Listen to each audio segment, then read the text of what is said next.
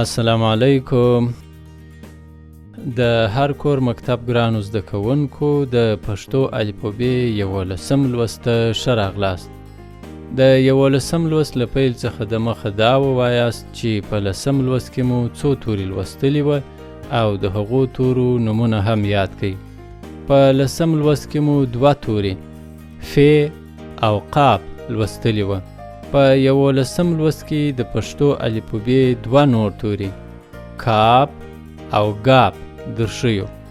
کاپ د پښتو الفبې 13 توری دی.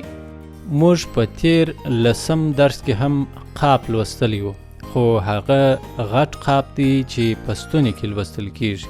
د هغه قاپ توپیر د دې کاپ سره دا دی چې دا آسانه لوستل کیږي او پښتوني کې نه لوستل کیږي او د دوی دواړو ترمنځ په لیکلو کې هم توپیر سته. اوس د کاپ د لیکلو طریقې ته ښه وګورئ. قلم په راسته لاس کې ونیسئ، له لوړې خوا څخه کښته قلم کش کړئ، چپه طرف ته یې وګرځوئ، لږ لوړ پورته سئ. اوس نو له چپې خوا راسته طرف ته قلم سیده کش کړئ. په غیږ کې حمزه داسې ورکړئ چې له لوړې خوا څخه کښته نیم ګول شکل ولیکئ، بیرته سیده چپه طرف ته قلم کش کړئ. د کاپ د لیکلو طریقې ته یو وار بیا وګورئ. اوس نو د کاپ غږ زما سره یو ځای تکرار کړئ. کا کا کا ګاپ. ګاپ د پښتو الفبې 14 توری دی. ګاپ ګاپ ګاپ.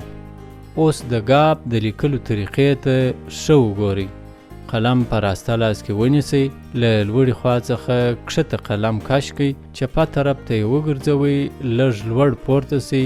اوس په غیږ کې حمزه داسې ورکړئ چې له لوړې خوا څخه کښته نیم ګول شکل ولیکئ، بیرته سیده چپه طرف ته قلم کش کړئ. اوس نو له راستې خوا څخه چپه طرف ته قلم سیده کش کړئ او بیا هم پر سر له چپه طرفه راسته طرف ته سیده یو خشوکی ورکړئ. د ګاپ د لیکلو طریقې ته یو وار بیا وګورئ.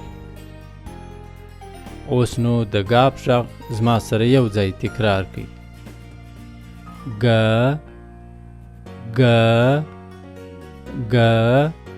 د هر کور مکتب ګرانو زده کوونکو د 11 درس دا 2 توري کاپ او ګاپ تاسې د خپلو ورونو، خویندو او ملګرو سره یو ځای تکرار کړئ او ویې لیکئ. تر 12 لوست پورې خوشحاله او آرام ژوند ولرئ. په مخه مو شه.